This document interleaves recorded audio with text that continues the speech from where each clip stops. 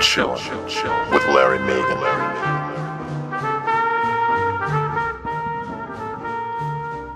All right, good evening to you. Wherever you may be, we're chilling with Larry Megan on a Thursday night once again. And welcome to the show, everybody. Tonight, we're going to talk a little bit about American Idol. This was the finale week. We now have a winner. Phillip Phillips is the new American Idol for 2012 season 11. And in the classic film zone, we're going to take a look at an oldie but a goodie. It's from Frank Capra and Columbia Pictures. It's You Can't Take It With You from 1938. A lot to talk about with that movie. And there's a new show on tonight, guys. I haven't seen it yet. I didn't even tell you about it. I'm actually DVRing it out there. It's Duets. I don't know if I'm going to be into it or not. I'm kind of like ready for a break. After American Idol, I think I'm ready for a break out there. But maybe late tonight, like 1 a.m. or something like that, I'll sit and fast forward through it. It's got Kelly Clarkson in it, so for that reason, I think I'll check it out. But if you're new to Acorn TV, then by all means, please like our Facebook page. You'll see the little Facebook icon over here on the right-hand side of the web page. Just click on that, go to our page, and hit like. Follow us on Twitter and help us to spread the word. We really do appreciate it. Before we get into all these good things here, it's kind of sad for me. My Lakers season is over. But at the same time, I think they put me out of my misery because they just didn't have it this year. I think their year was shot before the season even began. I'm a big-time Laker fan. But the team just wasn't right this year, and they only won one game in the second round. I thought they were even going to get swept. So I'm kind of surprised they even won a game, although they had a chance to win a couple of games. But they just didn't have the team. So the Lakers are done. American Idol is done. Smash is done. Maybe now I can get some work done. So anyway, we're going to get into American Idol. Here's what happened this week. First of all, this was the finale week. And they had the top two, of course, was Jessica Sanchez and Phillip Phillips. And on Monday, or not Monday night, but this week they actually did the shows on Tuesday night and Wednesday night instead of Wednesday, Thursday. And, what they did on the finale, here they are, Jessica and Phillip right here. You see Phillip got all dressed up for the event. Jessica's all decked out. Phillip just marched to the beat of his own drummer all year long. Tommy Hilfiger told him, don't wear gray. And so he came out there the very next week and he wore 2 gray shirts. He just did his own thing. He's very original and he just stuck to his guns. And I guess that's what got him home, But anyway, what they did is they had for the finale, it wasn't the finale. The finale was really the next night. But for the final performances, they had 2 special guests on. They had Jason Derulo. And this is the guy, he actually came out there earlier in the year with a neck around his a brace around his neck. He had broken his neck. But anyway, he performed this song called Undefeated. It was a songwriting competition that was sponsored by Coca-Cola for the season where fans wrote in their lyrics. And he came on the show and he performed it. They also had Scotty McCreery as a special guest. And he performed at the end of the show, Please Remember Me, which was a rehash of Tim McGraw's hit way back in 1999. But, Scotty, of course, was the winner last year on American Idol. And then this year, for what they did, for Jessica and Phillip, they decide they're going to have each of them sing 3 songs. And so on round 1, it would be Simon Fuller's choice. And Simon Fuller, of course, is the brainchild, of course, behind American Idol, the executive producer. And he would pick a song for each of them to sing in round 1. And then in round 2, the contestants would get to reprise one of their most memorable performances of the season. And then in round 3, they were going to have their coronation song, that was, written for them or customized for them, which would be their first single if they should win American Idol. Well, anyway, starting it off, Jessica, her round 1 song was, Simon Fuller's choice. He chose I Have Nothing, a Whitney Houston song. And here you can see right here, they're not on the usual Idol stage. They're at the Nokia Theater in Los Angeles, which is a huge theater, very high and tall. And big stage, but Jessica did I Have Nothing by Whitney Houston. Not a surprising choice at all. Jessica really made a name for herself doing a Whitney Houston song earlier in the year. For her second song choice, her reprise song, she chose The Prayer, a Celine Dion song. And, again, this is what Jessica can do. Not everybody can sing Whitney and Celine and Mariah, but she's got the voice to do it. She's got a big voice. And those first two songs she did, the Whitney and the Celine songs, she tore them up. And after 2 rounds, I think everybody was in agreement that she had really kind of won the night. But it was on round 3 when she really faltered. And it was round 3, her coronation song. Now, again, this was a song that was written for her. You can see she started out on Sitting on the Piano. It was called Change Nothing. And so she had literally no say in this song, and it was written for her. And honestly, it was a dud. I mean, the idea of this song, this coronation song, is that if you win American Idol, you will sing it on the stage when you win, and it's going to be your first release as a single. And honestly, if Jessica would have won, this was a horrible song. I mean, it was very disappointing. But once again, she had no say in that matter. She did not write the song. And the thing is, the judges, including Randy and J-Lo, were kind of critical of her, which was really unfair. At this stage of the game, when you're down to 2 people, there's no more time for critiques, really. If you got something nice to say it. If not, just move on, because you're down to the final 2. And it really was unfair to criticize Jessica at that point for a song that, was handed to her the day before. And she really did make the most out of it. For Philip's 3 songs, Philip's choice by Simon Fuller was Stand By Me, the Ben E. King song. And, of course, he did it in typical Philip Phillips fashion. Honestly, it was kind of flat. And I think after round 1, Jessica with her Whitney Houston song kind of was ahead. I mean, the judges even said that Jessica won round 1. For the second round, where Philip got to reprise a song, one of his most memorable songs of the year, he chose the Movin' Out by Billy Joel. And a lot of people were surprised at that. It wasn't particularly a strong song during the season, and he had many other performances that were considered to be much stronger. But yet, this is what he chose, and he did his Phillip Phillips things once again. And again, I would say that after 2 rounds, Jessica was ahead. Now, on the third song, the coronation song, an original song, he didn't write it, but it was written for him, and it was called Home. And here it is. He's performing it. And the judges just loved it. The audience stood up and loved it and everything. I was kind of confused by it. You see, you got a marching band and everything. But, you can't go by me. But nevertheless, it was very popular. There's the judges standing right there, all 3 of them. It was the last song of the night. Randy said, "Dude, I love the song. I love you. I love the production. I love the marching band. Everything about it was perfect." Jennifer said, "I couldn't think of any other singer or band that you sound like. There's nothing like that on the radio." And, of course, Stephen called it delicious, and he said, "Philip, you're the man." So it looked like on the last song of the night, when Philip did so well, that he probably was going to win. But he was probably destined to win anyway.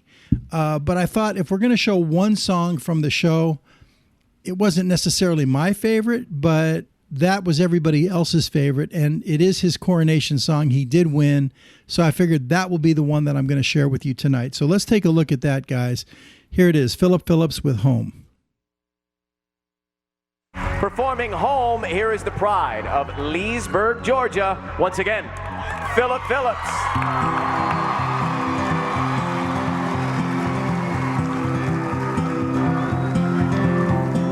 Hold on to me as we go, as we roll down this unfamiliar road. And although this wave is stringing us along, just know you're not alone. 'Cause I'm gonna make this place your home. Settle down, it'll all be clear. And don't pay no mind to the demons, they fill you with fear. With the trouble, it might drag you down. If you get lost, you can always be found. Just know you're not alone. 'Cause I'm gonna make this place your home.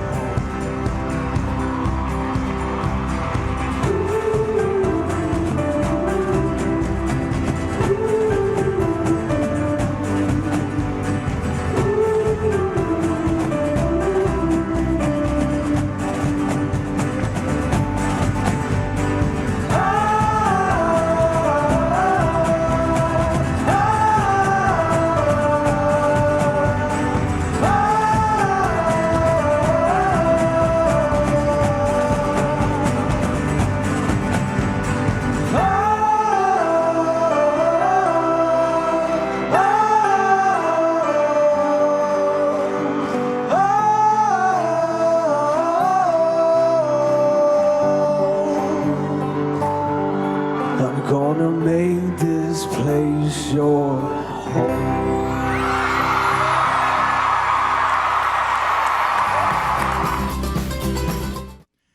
Well, there it was. They went crazy. That was, probably the song of the night. Although, like I said, Jessica with her Whitney Houston song and her Celine Dion song were very powerful. I mean, they were spot on. But Phillip Phillips did win the night. Now, did win the event. The next night, of course, was the finale.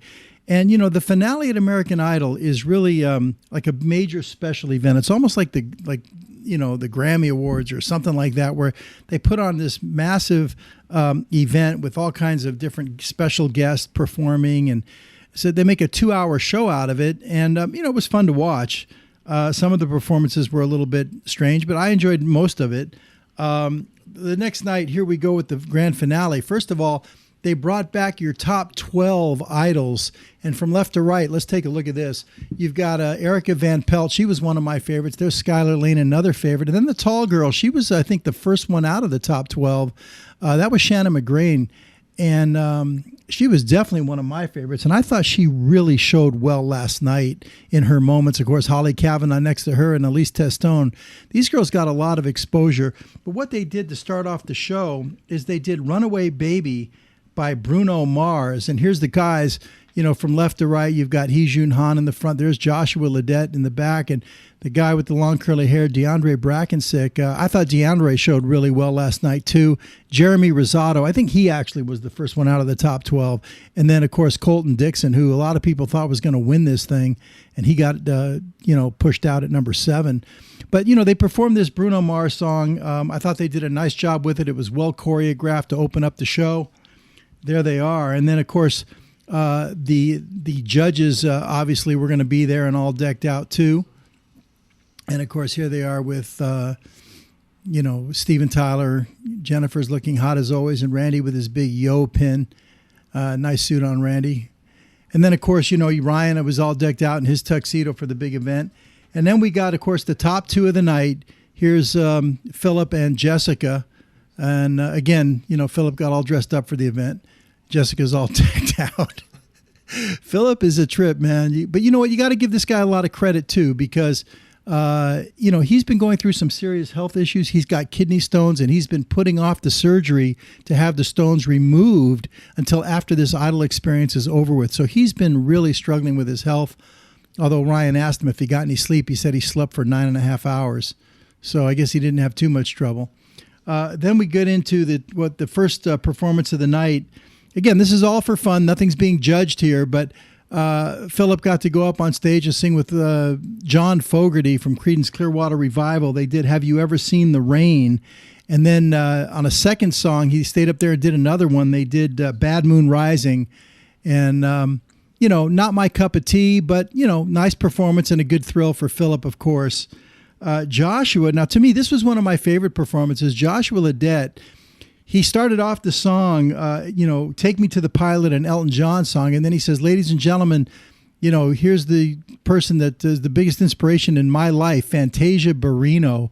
Of course, Fantasia won, I believe it was season 3 on American Idol.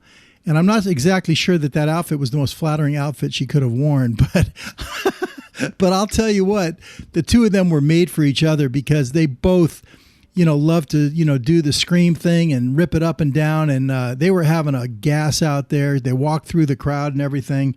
It was one of the better performances of the night, in my opinion, But I don't know if Fantasia should wear those split side pants. I'm not sure about that. Then what they did is they had the top 12 girls come out, which is 6 girls.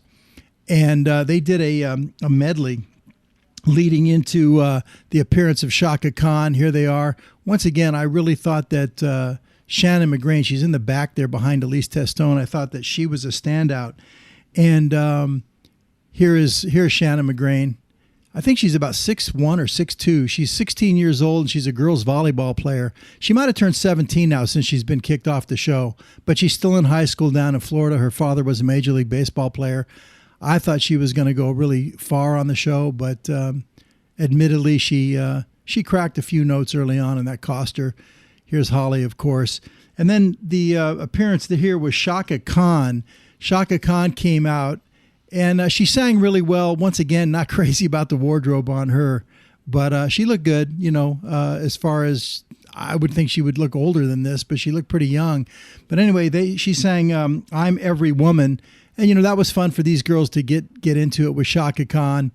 Not one of my favorite performances of the night, but, it made watching the show kind of fun. Next, of course, was a much anticipated appearance by Rihanna. And Rihanna was performing a new single that's actually already on the charts. It's called Where Have You Been? And, listen, I've seen Rihanna, a couple of years ago where she just stood and sang, and she sounded great. Now, on this one, her singing was really secondary. This was really quite a show she put on here. The staging, someone had put on my Facebook page today, she's great eye candy, but not much else. Well, I've heard her sing. This girl really can sing, but it was quite a show that she put on here. She didn't perform with any of the idols. It was just a solo performance, and you could see she was having a gas out there. Next up was our own Skylar Lane. Skylar, I'm telling you, this girl's going to be big, man, in country music. I was really surprised that she didn't make it to the finale herself, because she tore it up every single week, and she got to appear with Reba McEntire, who was definitely one of her idols. I know she loves Miranda Lambert even more, but nevertheless, she got to perform with Reba, Turn on the Radio, and the two girls were just tearing it up. Skylar was not intimidated at all. She really was, ripping it and having a good time. It was just, I think, one of the better numbers of the night.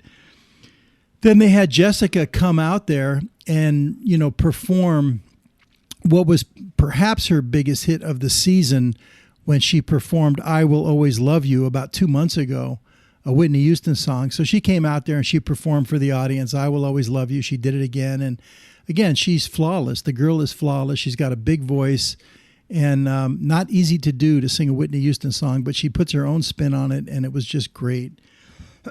Next up, they had the top 12 boys, and I got to tell you, this one was kind of weak. Although the guys themselves, they did their medley, and as soon as they went into their medley, they started off with Coming to America. Right off the bat, I knew it's going to be Neil Diamond, because, it was a Neil Diamond song, and then they went into Cracklin' Rosie. Now you knew it was Neil Diamond. Here's Hee Jun Han. And I got to tell you, Hee Jun was probably the least impressive of the guys last night. Looks like somebody woke him out of bed too. He just wore a little sweater, Everybody else was really dressed for the event, and he come out there in a sweater, although I'm sure a stylist styled these guys, but Hee Jun did not show well. Anyway, so they're doing and then the last song they did was I'm a Believer. And here's DeAndre Brackensick. He actually showed very, very well for himself last night, particularly on the Bee Gees medley, and we'll get to that in a minute. But then Neil Diamond came out, and I got to tell you, I was really disappointed in Neil Diamond. He could barely talk his way through the song. They did Sweet Caroline, and I know he's up there in age, but come on, man. I thought he was very weak, very disappointing, sorry to say. But, the guys got to sing with Neil Diamond, and so that was kind of cool. After that, Jennifer Lopez was going to get into the act, and she had a new single called Going In, and she performed it, and she mostly, wild dance routine, kind of the baggy pants look and everything. But she was, she was out there dancing her tushy off, and it was, quite a choreographed number for sure. And then she had a couple of, like MC rappers come out and join her. And she did Follow the Leader after that. This was the second song where she ripped off her top. She liked to show off her abs. Anyway, J-Lo did a nice job there. And then they did something really unique, guys. What they did is Ryan, he saw, his name is Ace Young and Diana DeGarmo. And Ace Young was in season 5 of American Idol, and he finished 7th. And Diana DeGarmo, she was in season 3, and she was the runner-up to Fantasia Barrino. So these are like an American Idol couple, and they worked on Broadway together. They just moved in to live together, and evidently, Ace has his own record company, and he's produced all her new music. And so they were sitting there in the audience, and Ryan called him up. He says, "Nice to see you guys." He says, "Come on up here for a minute." And they walked up on the stage, and obviously Ryan was in on it, and Ace was in on it. But she had no idea what was going on, and he handed him a microphone. Ryan handed Ace a microphone, and he asked her to marry him on the live show. And it was pretty intense, and she was shaking and crying, and he was shaking, and he had a diamond ring for her, and he proposed on stage, and, she said yes and gave him a big kiss. And, I'll tell you what, it was actually kind of a cool moment in the show, that they had a American Idol couple, get engaged on stage. Pretty cool stuff. Next up, of course, was Holly Kavanaugh. And, Holly was, only one away from the top 3. She got eliminated in the 4 spot. And I had read online that they wanted to get Miley Cyrus to come on and sing with Holly, to sing The Climb, because that was one of her big songs. But they couldn't get Miley. Miley was busy doing something else. So they got Jordan Sparks. Of course, Jordan Sparks was the last female to win American Idol, and that was 5 years ago. And they sang "You'll Never Walk Alone" together, and Holly and Jordan Sparks. And Jordan Sparks sounds fantastic. Holly's a little tiny girl, but she has got a big, powerful voice. She held her own with Jordis, but nice performance. I would have rather seen Miley Cyrus, but I don't know. Did you guys see Miley Cyrus on the Billboard Awards on Sunday night? Oh my God, she looked amazing. Anyway, so that was Holly and Jordan Sparks, and then next up after that, the guys did a tribute. Recently Robin Gibb just passed away, and in his memory, through their songs, they had the 5 guys from Idol, minus Phillip, of course, do a tribute to the Bee Gees. And, they were on the stage and they sang 3 of the songs in a medley. They did "How Deep Is Your Love?" Here, of course, is Colton Dixon. "How Can You Mend a Broken Heart?" And this is Jeremy Rosado. Jeremy did a nice job. He showed well for himself. And also, "You Don't Know What It's Like." And DeAndre, I think, really stole the show on this number here, because he's got that high falsetto, and the Bee Gees sang in that high falsetto. And I thought DeAndre really did well here on this particular number. But I think you're getting a preview and a glimpse of what the tour is going to look like here when you see them performing. So the finale was like a big advertisement for the upcoming tour across America. I know they're coming to Minneapolis. I don't know when, but they're going across the country, and these are the guys you're going to sing. You're going to see the top 12. They used to do just the top 10. I guess this year they expanded it out to 12. So it's going to be pretty good. And then next up, to me, this was going to be the performance of the night. This is Jennifer Holliday, and she performed a duet with Jessica Sanchez. It was "And I'm Telling You I'm Not Going." And of course, Jessica sang this song earlier in the year, and everybody thinks of this song from Dreamgirls as, a Jennifer Hudson song. But Jennifer Holliday, she won a Grammy, and she performed this on Broadway way back in the 1980s, like 1981, 82, okay? And she was a very large woman. She was like double this size. She's lost a lot of weight. But, you have to understand, Jennifer Holliday has a huge voice. Just unbelievable, huge voice. And little Jessica Sanchez is 16 years old. She's like a toothpick. And she's got to go up there and sing this song. And you guys know this song. It is a powerful, powerful song. And, she has to hold her own with Jennifer Holliday. It was amazing, and she did a great job. You see her at the end, and I saw on online they had a post interview with Jessica, and they asked her what was it like to sing with her, and she said, "Oh my gosh," she says, "I just love her. She was so nice. I love her." She was raving about this woman, and the two of them had a really good time on stage. And I think I'm going to show that to you. But let's get through the rest of these pictures. That was the one I thought I would pick that was my favorite performance of the night for sure. Next up, you had Aerosmith. Steven Tyler's going to get into the act, of course. If Jennifer Lopez is going to get into it, Steven Tyler will. And here he is with his guitar player, longtime friend Joe Perry. And one time I remember Joe Perry, when Steven Tyler first signed up to do American Idol, Joe Perry had said, "Wait a minute, we don't want Aerosmith even being associated with American Idol. How can you do this? You can't mention our name on the show." And now, of course, Joe Perry's on stage performing at the finale. So how quickly, do we forget, But they performed a new single. It was called Legendary Child. And then after that, they did a more traditional Aerosmith song, Walk This Way. And I got to tell you, he's obviously, getting old, but you could see the audience rocking out. Some of the older people in the audience still love Aerosmith. And for what it's worth, he just doesn't think of himself as an old guy. He's like a teenager up there, and he's giving it all he's got. But then after that, they brought up Phillip and Jessica to do a duet. And it was called Up Where We Belong, which was a song that was done by Joe Cocker and Jennifer Warnes in England. And honestly, it was not that great.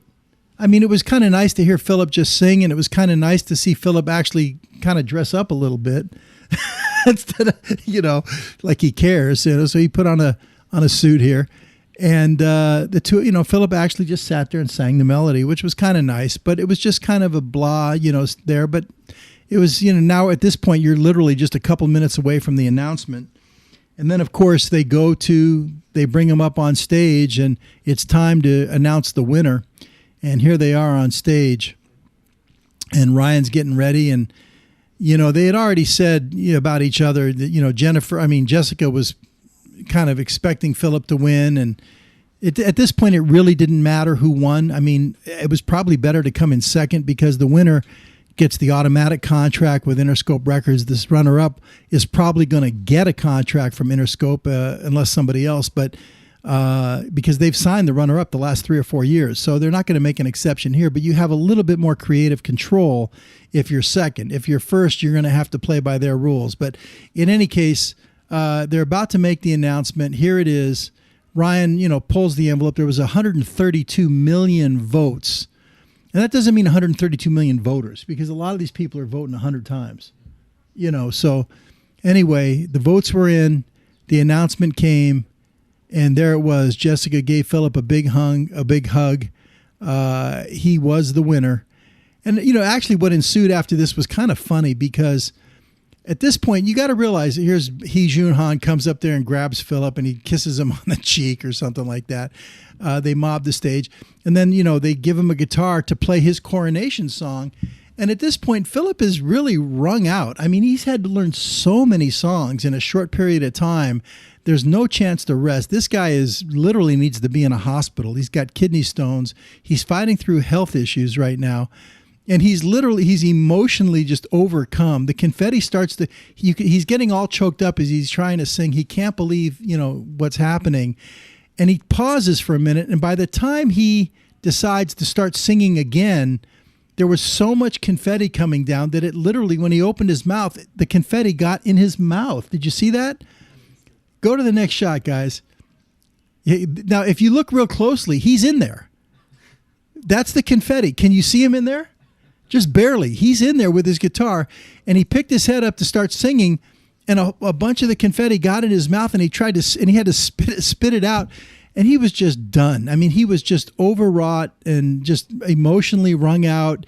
He just took his guitar off. He spit the confetti out of his mouth, took the guitar off, and just walked into the crowd to go to his parents and hug his parents, and that was it. He couldn't finish the song.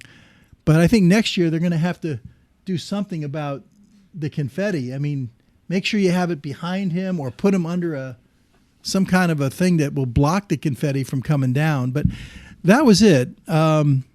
A nice tour through 100 pictures tonight, Ronnie. We just set a record. And we did it pretty quickly. Thanks, guys. But, to me, I thought the best performance of the night was Jessica Sanchez and Jennifer Holliday. Let's take a look at that video right here, and then we're going to go to a break and be right back. Performing, and I am telling you, I'm not going. Please welcome Jessica Sanchez and Grammy winner Jennifer Holliday.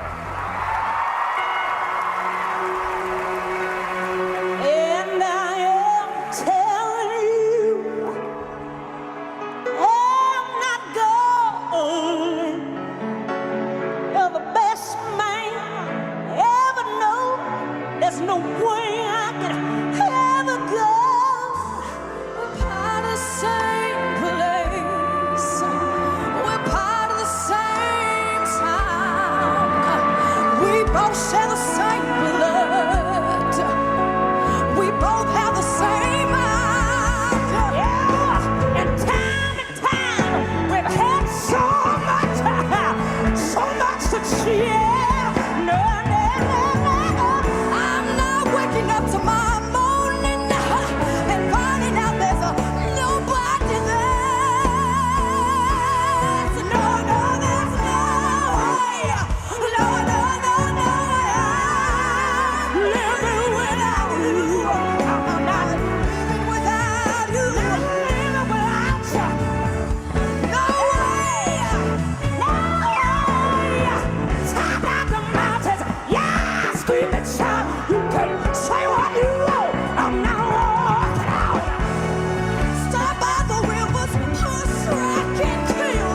I'm not gonna leave you. There's no way I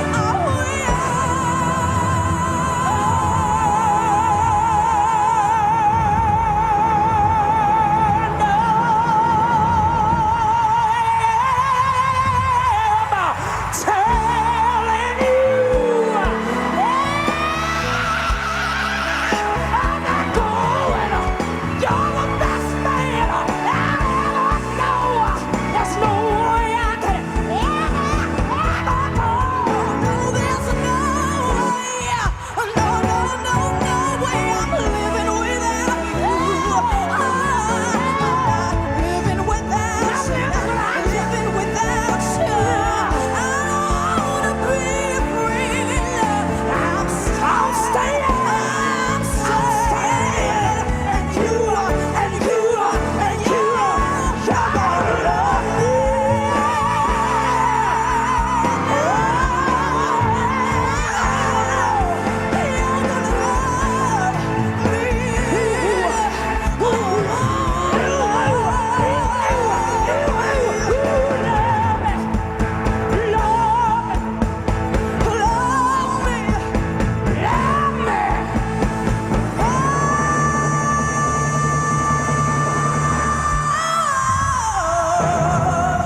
you're gonna love me.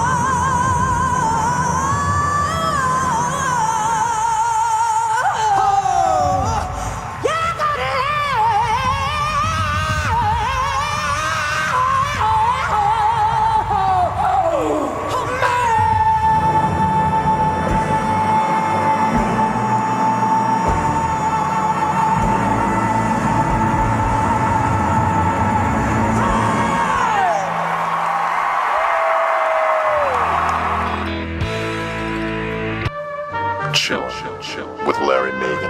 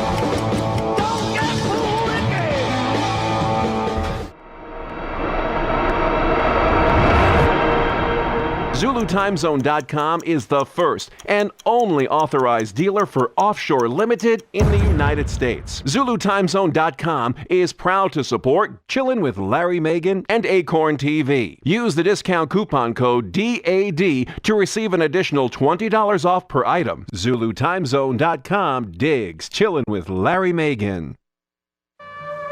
Chill with Larry Megan. Well, I hope you enjoyed that. You know, the Jennifer Holliday, Jessica Sanchez. I've watched it, I don't know, 4 or 5 times already, and each time I watch it, I just can't believe that little girl is 16 years old.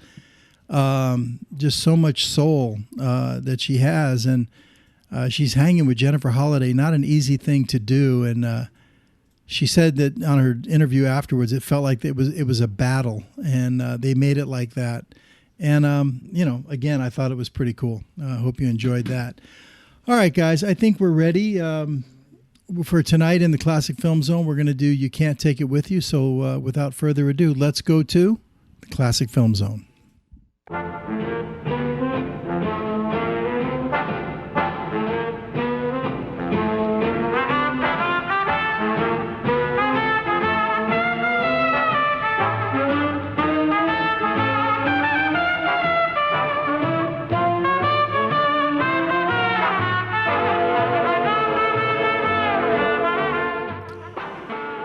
All right, tonight in the Classic Film Zone, we're going to feature a Frank Capra movie. Now, we did a Frank Capra movie about, I don't know what it was, maybe 5 weeks ago, 6 weeks ago, when we did It Happened One Night with Clark Gable and Claudette Colbert, and that was from 1934, and that picture won the Academy Award in 1934. Well, tonight, we're going to feature You Can't Take It With You, and this one also won the Academy Award. And, you know, they came out with, remember now, these movies in the 30s, this was during the period of the Depression. And I think Frank Capra was particularly popular, you know, during that time period because just his take on life was very optimistic, very altruistic, as far as, you know, very uplifting.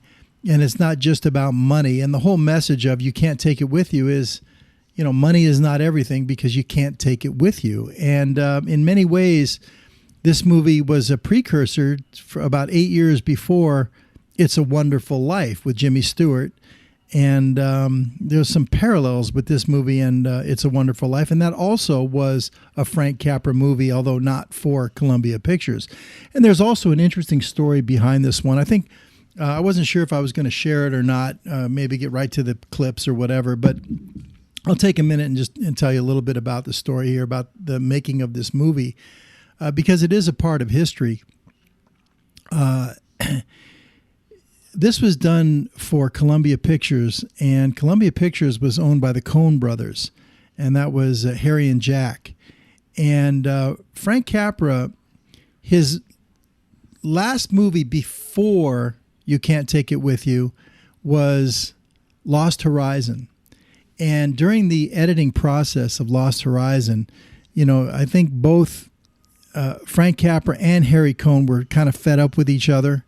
Harry Cohn was fed up with Frank Capra because of, you know, he had editing rights and it was, he drove him crazy with it. And so they were already kind of at their, you know, at their fill. But anyway, when they went to the premiere, they premiered Lost Horizon in New York. And when they went to that movie premiere in New York of Lost Horizon, while he was in town, while Frank Capra, who lives in Los Angeles in Malibu, while he was in town in New York, he took his wife out to see a play. And at that time, there was a Pulitzer Prize-winning play that was on Broadway called You Can't Take It With You. And he basically practically begged Harry Cohn to buy the rights of this play to make a movie out of it. And Harry Cohn, like I said, they were already fed up with each other, said no way, because the writers wanted $200,000 just for the rights. Never mind what it would cost to produce the movie, but just for the rights to make the movie, they wanted $200,000, which was exorbitantly high in those days. And Harry Cohn said, no, no, no. And Frank Capra said, you know, you have to do this. I want you to do it. And he said no. So Frank Capra then took a vacation and he went to Europe with his wife. And while he was in Europe, they were in, I guess, I don't know if it was France or Spain or wherever, but they made a trip over to England. And when they got to England, Columbia had offices in England because they did distribute their films there. And so some of the executives came to pick up Frank Capra and his wife. And in the car ride, one of the executives made a statement. He said to him, you know, gee, I'm really sorry about your latest movie, that it didn't go well. And Frank Capra says, what are you talking about? You know, because in his mind, his last movie was Lost Horizon, which was doing very well, or did very well. And he said, no, there's this movie over here. What was the name of it? If You Could Only Cook. He said, this movie, If You Could Only Cook, has been, you know, gotten terrible reviews and it didn't do well. And he says, what are you talking about? I never heard of that movie. And so Frank Capra insisted on them taking him to the office to show he wanted these executives to show him what they were talking about. And they went to the office and they showed him press kits and posters. And what looked like was added on across the front was production supervised by Frank Capra. And he never heard of the film. So he wanted to know, and they didn't know anything about it either. So when their trip was finally over and they went back home to Los Angeles, Frank Capra paid a visit, of course, to Harry Cohn, saying, what is this, Harry? Tell me about this. And he said, well, look, Frank, if you know you have a very good name over there, your movies are very well received in England. So if it has your name on it, we get a better deal. You know, we get better positioning and we get a better deal on the money and everything.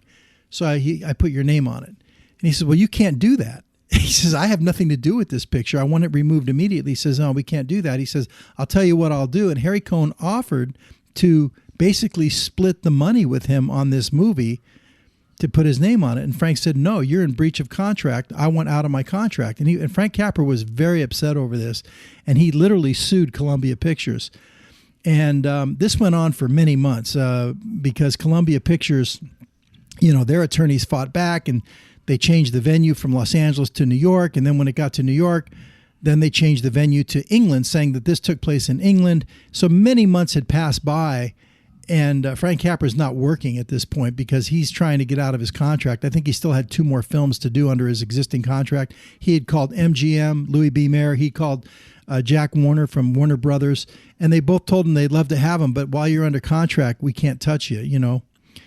So anyway, once it went to the court in England, and you know, Capra had an attorney.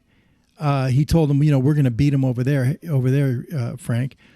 And once it got over there, I guess the Cohn brothers knew they were in big trouble, and so Harry Cohn came up, paid a visit to Frank Capra's house, and he said, "Look, man, you've got me over a barrel here. If this comes to trial," he says, all the people in our England office are going to go to jail for fraud. Now we're talking about fraud because they put the Frank Capra name on it and they sold it like that. And he says, well, I don't want those people to go to jail.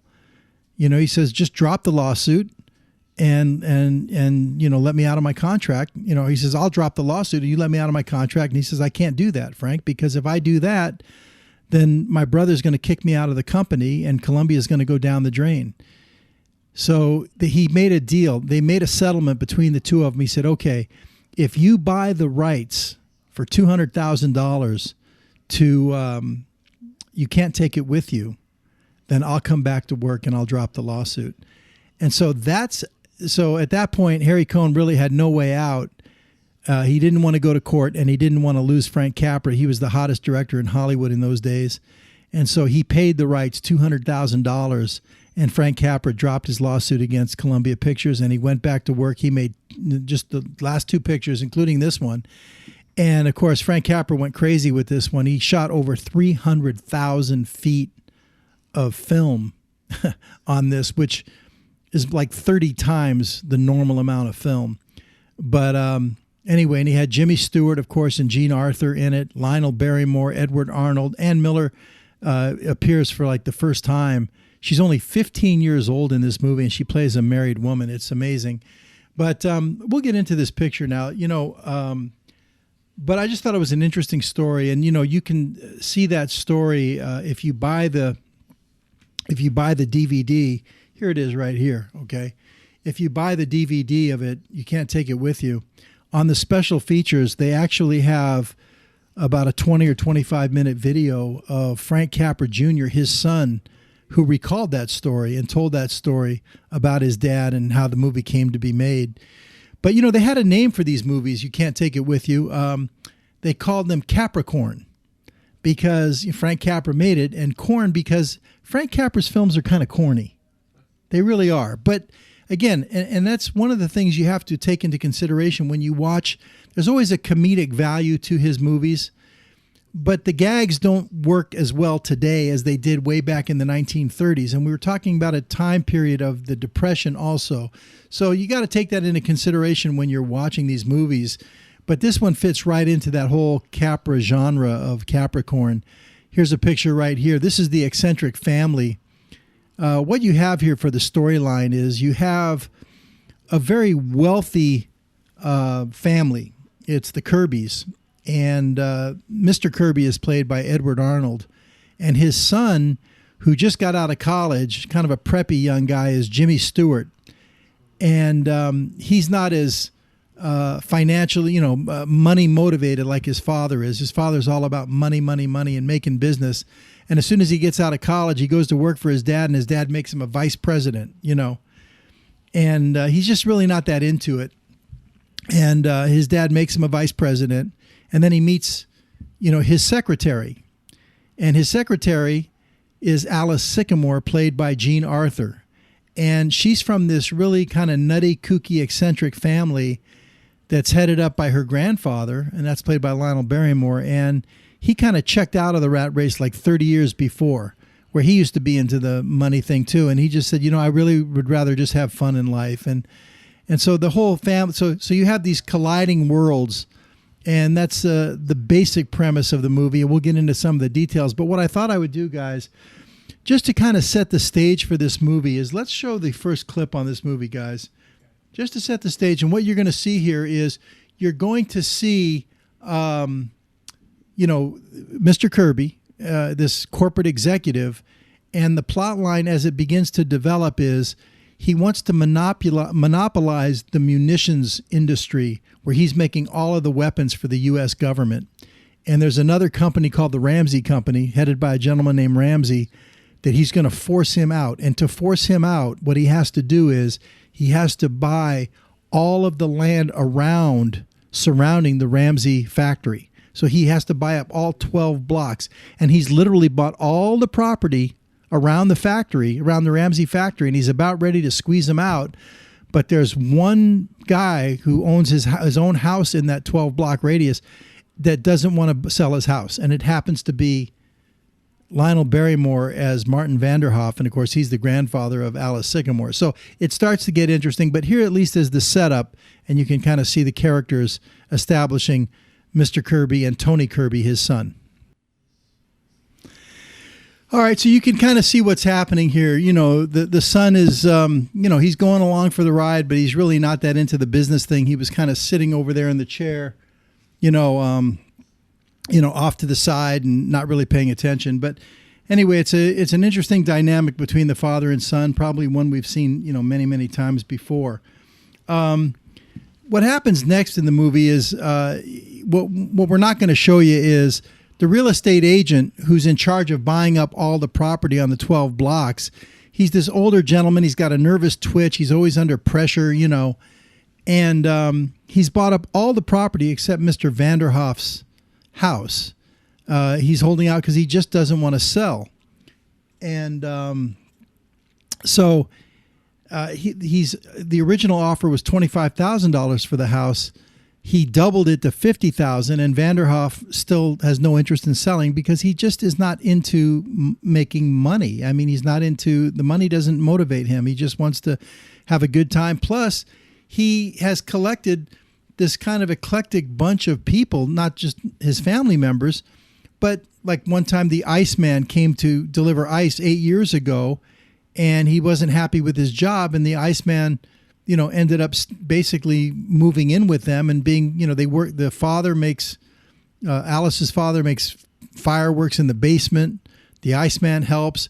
Her daughter's husband, who was a Alabama football player, he plays the xylophone, and he also does printing in the basement, and he prints up, little advertisements and messages that puts in the candy boxes because his wife makes candy and they sell the candy, stuff like that. So it's a very eclectic bunch, and he almost like collects these people. Well, anyway, Lionel Barrymore as Grandpa, Martin Vanderhoff, he goes over to the real estate gentleman's office basically just to tell him that, he's not going to accept his offer. And while he's in the waiting room, he sees one of the workers there, an older gentleman who makes this kind of really, he goes up to him and talks to him. He's using an adding machine and everything. What are you doing? So I'm adding up these numbers. Why are you doing that? Well, I have to make sure they add up correctly. He says, do you like doing that? He says, no. He says, well, do you have any hobbies? And he showed him this little rabbit that he made that pops up out of a hat or whatever it is, flower or something. And he says, gee, that's kind of neat. Why don't you, join us and do what you want to do? And then the real estate man comes out into the waiting area, and he offers him $50,000, and he tells him no, thank you. And when Martin Vanderhoff walks away, and he doesn't exactly walk away, he's on crutches. The whole movie, Lionel Barrymore plays Grandpa, and he plays him with a big kind of cast on his foot, and he's on crutches.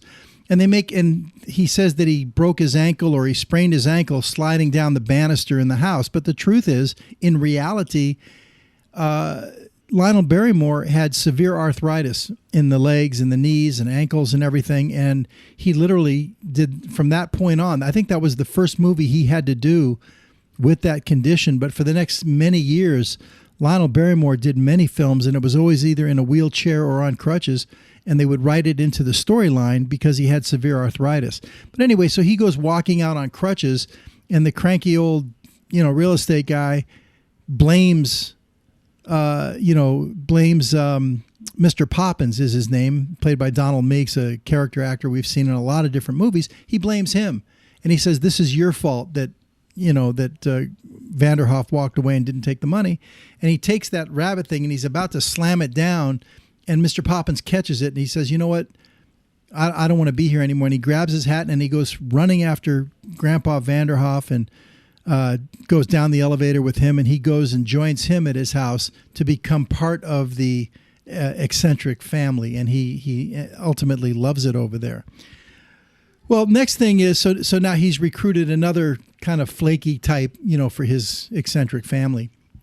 So the next thing we see is, and this is very important to the film, is the love story here, which is, of course, Tony, the young son, who's not really into the business, and his secretary, Alice Sycamore. And this is the granddaughter of Lionel Barrymore, of Grandpa. And we see them in the office, and while they're kind of flirting around, Tony's mother pays a visit. Let's check it out. It's number 3, fellas. So a couple of things that happened in that clip. Number 1, we learned why Grandpa doesn't want to sell the house. It reminds him of his wife, and he felt like if he ever moved out of that house, he would be leaving, his wife, who obviously passed away. So we learned that. That's kind of important. And then secondly, at the end, she gave him a brand new harmonica. He had a harmonica, but she bought him a new one as a gift. And that harmonica actually plays kind of a significant role in this movie, believe it or not. It comes into play later in the movie, and we'll get to that later. But this was kind of establishing that harmonica right there.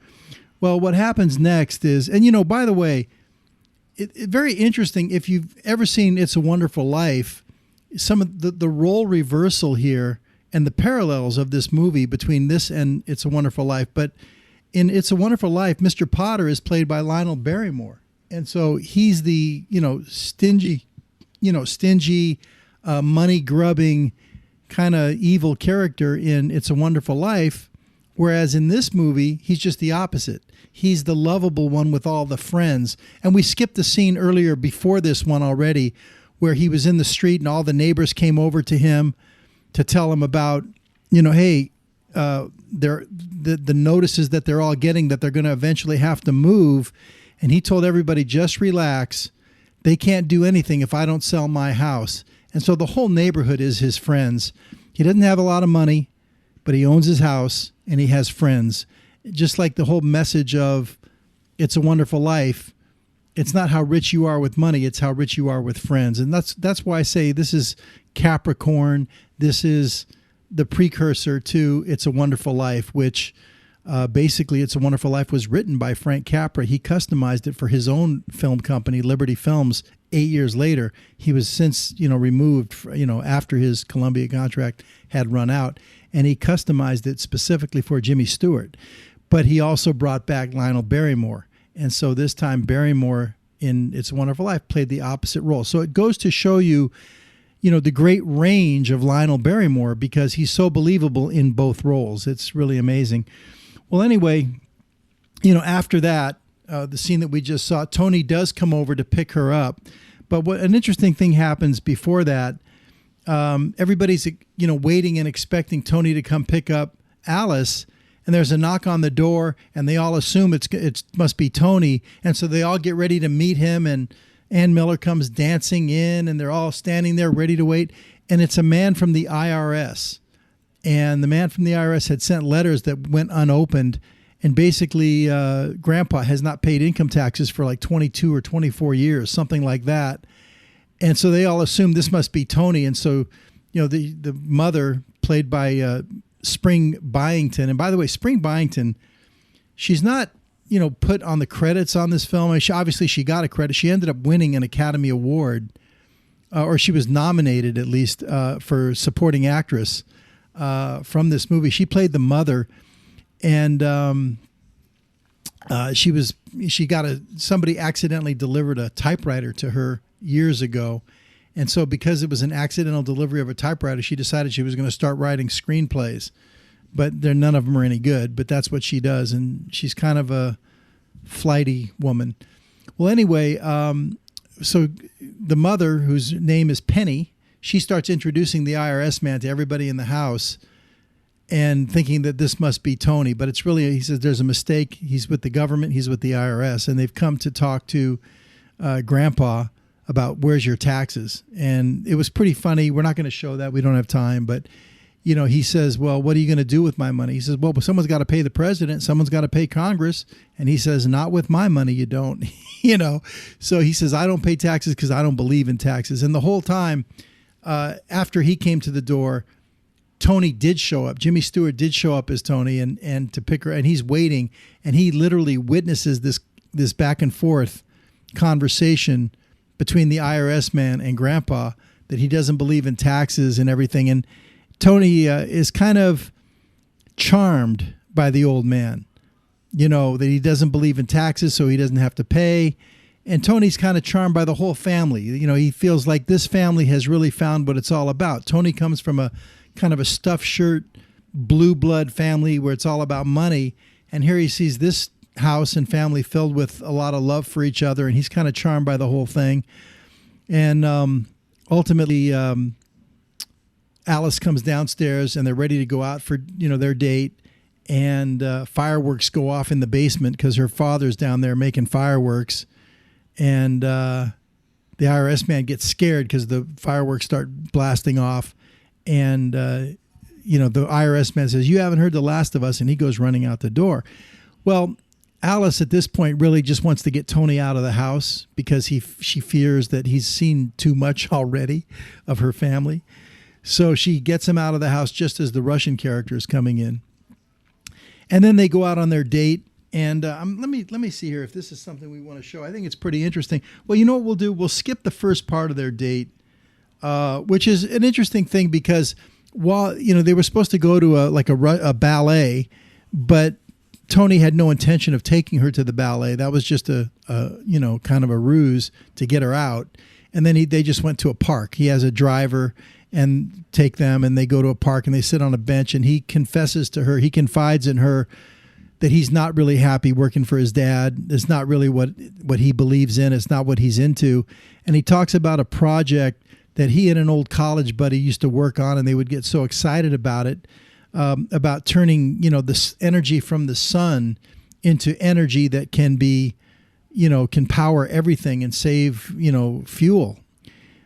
Pretty progressive thinking for a 1938 script, actually. But, and he picks up a blade of grass and he starts telling her about it, about how this blade of grass grows based on the sun's energy. And this is really what he'd really rather do than work for his old man as a banker, as a deal maker. So in any case, just as, they're on the bench and, starting to, they're kissing on the park bench and everything. And some little kids come up, and it's kind of a cool scene. We're going to skip it, but you got to go out and get this movie. And the reason I say it's a cool scene is because it's very indicative of our country back in 1938. Because, of course, we're coming out of the Depression in 1938, but it's still, times are rough.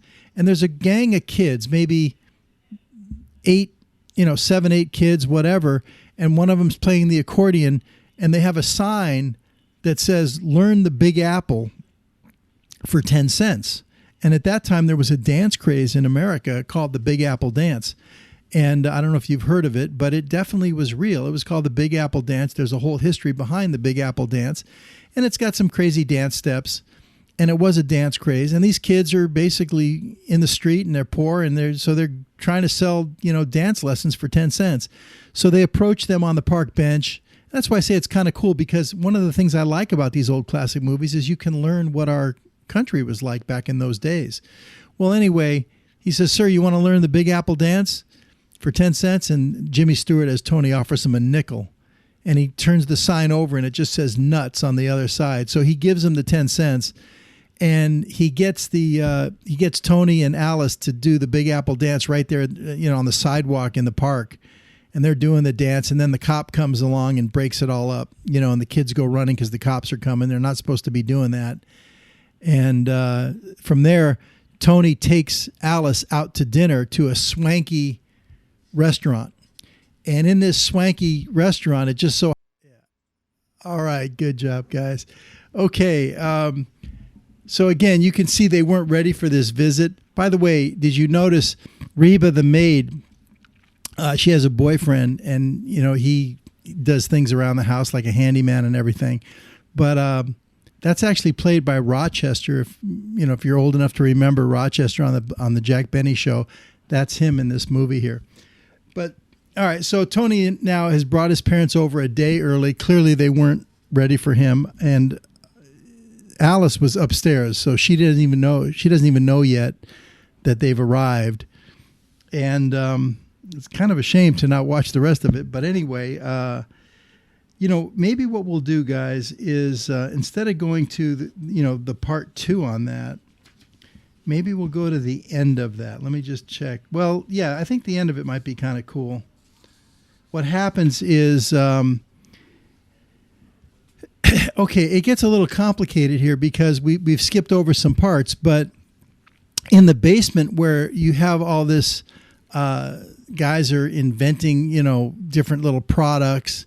And, of course, you saw Ann Miller there doing the ballet. She's only 15 years old there. She's playing the younger sister of Alice, but yet she's married. And she's 15 years old playing a married woman. She doesn't look 15. But that's her husband, Dub Taylor, this is his film debut, by the way, and he's playing the xylophone there. But anyway, they had come out with a nice theme of fireworks in the basement.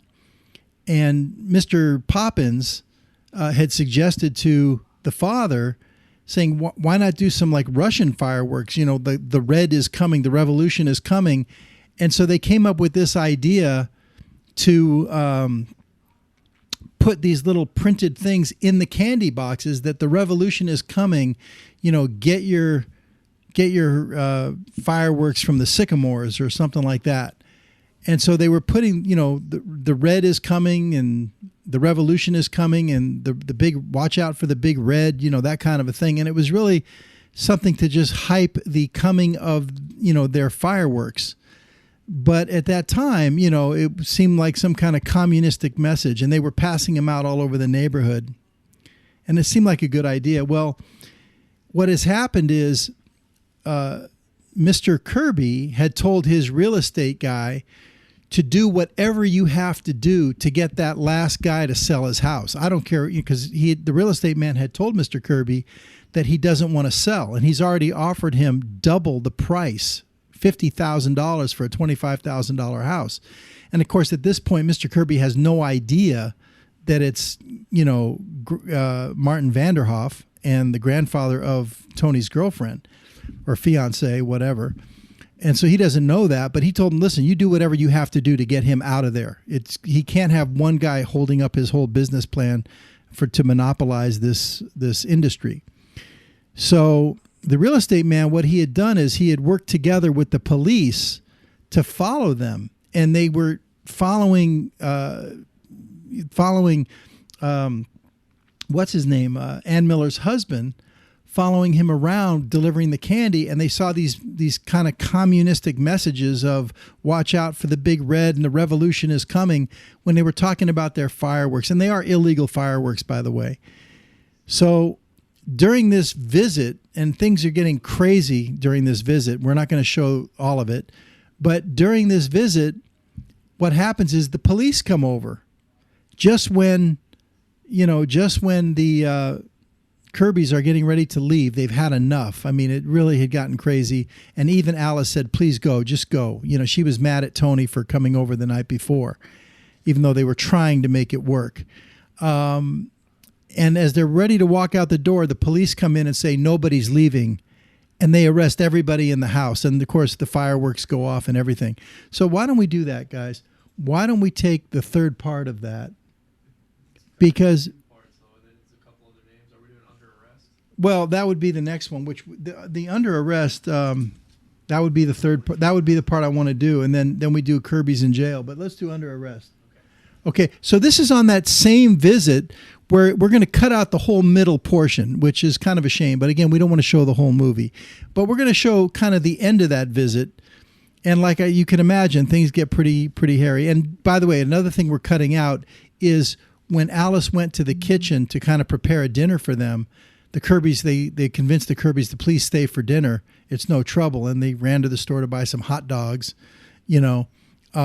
She told Mr. Kirby, I'll make you an egg salad or something like that. And when she went in the kitchen, Tony followed her in, and Tony told her, I did it on purpose. I told him, at first he said it was a mistake. He got confused. But then in the kitchen, he confessed that he really wanted to have his parents come over on a night where her family would not be prepared and they would just be themselves. And she was obviously very furious with him over that. All right, let's check. That actor is Harry Davenport. He's like 68 years old in that. He did over 100 film roles. But in any case, you can see the parallels there with It's a Wonderful Life. And what happens next is that all those reporters that were taking the pictures and everything, this story comes out the next day in all the newspapers about their son and the fracas in the court, and they're in the headlines and everything that their son was going to, maybe marry this girl, and the whole disturbing the peace thing and everything. So it was a major embarrassment to the Kirbys, but it didn't hurt his deal in any way. But it really what made it difficult for Alice. Alice felt like she couldn't even live in the city, in the town anymore, because she was so embarrassed by the whole thing. So she just, wrote a letter and left and just moved away. Of course, she let her, mother and father and grandfather know where she was, but they were not allowed to tell Tony where she was. She found a place up in Connecticut, and she would write letters to them. But she didn't want to even be in the town anymore because she was so embarrassed by everything. And she also, felt bad over the fact that her and Tony split up, because she really did, love Tony. But going back to now the Kirbys and Mr. Kirby and his business deal, what happens is when Alice wrote one of these letters saying how much she missed the family, and she had a nice place to live on a beachfront in Connecticut, and everybody in the family missed Alice. it became apparent to Grandpa that he's going to have to sell the house and just move his whole bunch up to Connecticut so they can all be together. And so he decided to sell the house to the real estate guy who was representing, of course, the Kirbys. So he called him up, and the guy pulled back his $100,000 offer, pulled back the $50,000 offer, and said he'll take the house for $25,000. So Mr. Vanderhoff, Grandpa, he took the $25,000, and they decide to start packing up, and they're going to go up to Connecticut and find a place near Alice so they can all be together again. On the side of Mr. Kirby, now that he has that last piece of property, he sends everybody notices in the neighborhood that they have 10 days to move out, and he's going to begin leveling the whole neighborhood and building his munitions factory.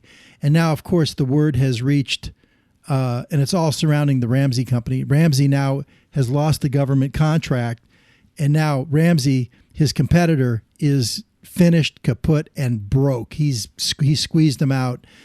So back in the offices of the Kirby company, all the vice presidents and all the executives for Kirby, they're applauding Mr. Kirby for what an incredible job he did to overtake the Ramsey position and monopolize all the munitions business in the United States. And on that critical morning when the transition is taking place, Mr. Ramsey comes over and barges in the office, in the conference room, where Mr. Kirby and his, circle of his, inner circle on his team are all there in the conference room. And Ramsey is in bad shape. And he says, Anthony, I was going to come here and ask for mercy, but I wouldn't even begin to know how to do it. Certainly not on friendship. He says, remember, Anthony? So he's like calling back days of when maybe years ago they used to be friends. And now it's just, dog eat dog, and it's the rat race, and it's business, and he's in bad shape. And at one point he keels over and holds his heart, but then he manages to straighten himself up. He was very sick because he basically lost everything, and he's broke, and he straightens himself up, and he tries to hold himself together as he walks out of the conference room under his own power, but he wanted to make at least a point, that someday this is going to happen to you. Okay. You got me this time, but your day will come, when it's going to happen to you. And while all of the people in the Kirby company are anxious for the takeover and the monopoly to begin, papers still need to be signed. But, Mr. Kirby is starting to hear those words of what, Martin Vanderhofer was telling him about, you're a failure as a man. There's more to life than just money. You can't take it with you. And he saw, what kind of shape his old friend was in that he caused, basically, he basically is taking him over.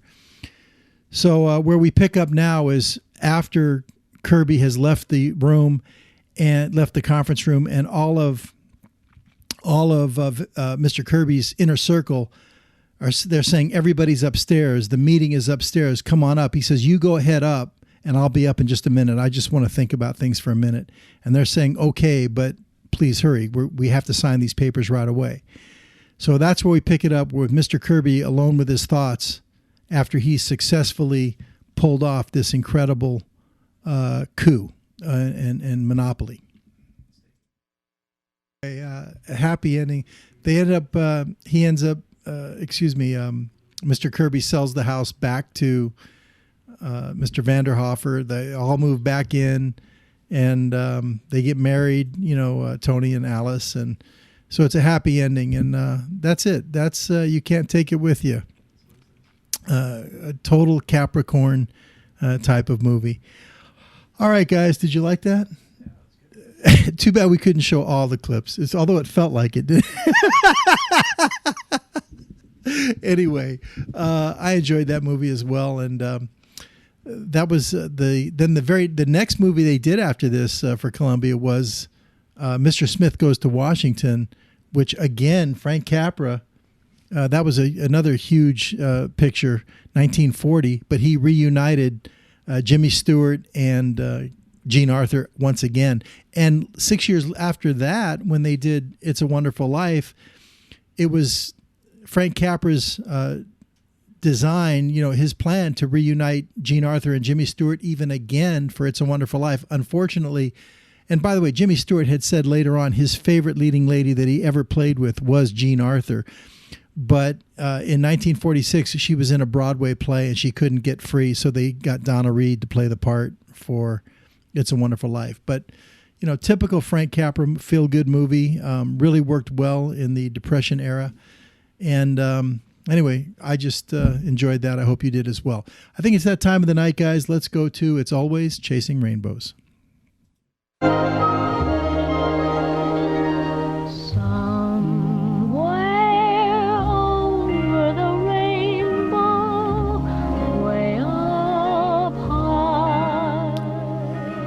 Well, tonight for our Always Chasing Rainbows segment, I've chosen a song from Judy's TV show back in 62 and 63, and really a song that became, I don't know if I want to call it a signature song for her, although she did it incredibly well. It's just hard to call it a signature song because it's Stormy Weather, and Stormy Weather absolutely is the signature song of Lena Horne, who performed it in... what was the name of that movie? Cabin in the Sky in 1943. But ever since then, it's Lena Horne performed it everywhere. But Judy certainly put her own spin on Stormy Weather and made it her own, and she was pretty much known for that one as well. So let's see Judy Garland performing Stormy Weather in her TV show. Check it out.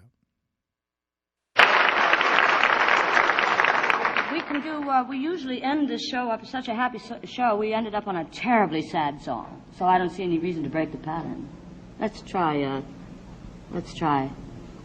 where? There you go. Let's try it.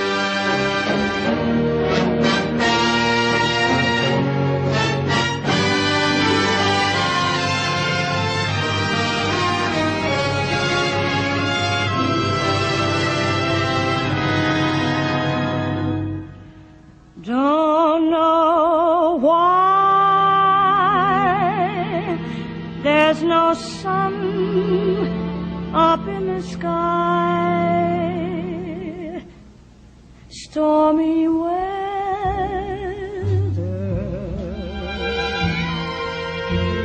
since my man and I ain't together. It's raining all the time.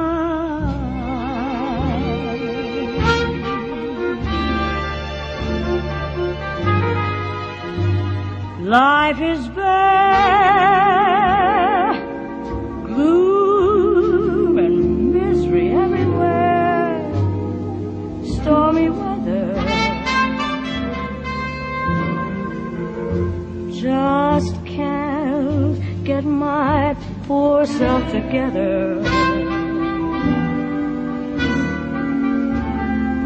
I'm weary all the time.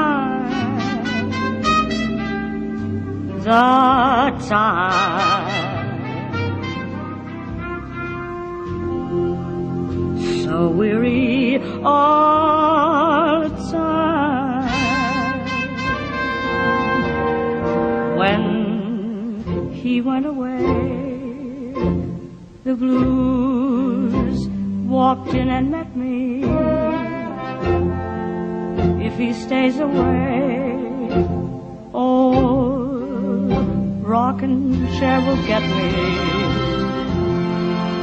All I do is pray that the Lord above will let me walk in the sun once more. Can't go.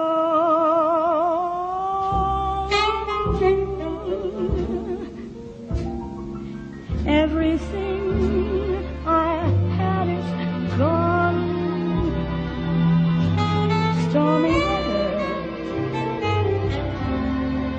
since my man and I ain't together. Keeps raining time. Keeps raining all the time. I walk around heavy hearted and sad. Night comes around and I'm still feeling bad. Rain pouring down, blinding every hope I had. This pittering, pattering, beating and splattering drives me mad. Love, love, love, love. This misery is just too much for me. Can't go.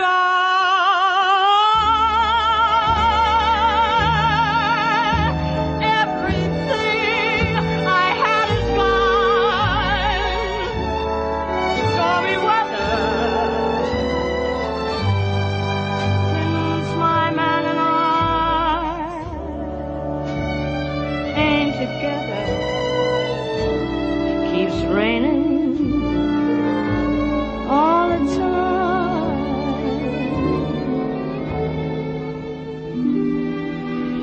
Keeps raining all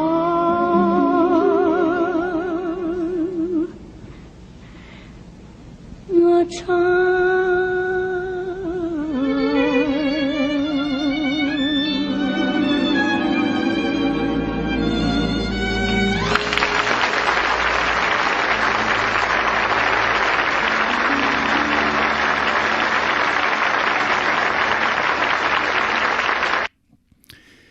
Well, there you have it, Stormy Weather. Well, that'll put a wrap on another show, another Chillin' with Larry Megan episode. I hope you enjoyed the movie tonight. Also, our Do Re Mi section with Phillip Phillips winning American Idol. That season is now over. So just remember, never give up. Always keep following your dreams. Keep chasing those rainbows. Although remember, you can't take it with you. That's my new thing now. You can't take it with you. Might as well be, but I still pursue it anyway. But until next week, I'm Larry Megan. Peace, love, and all good things.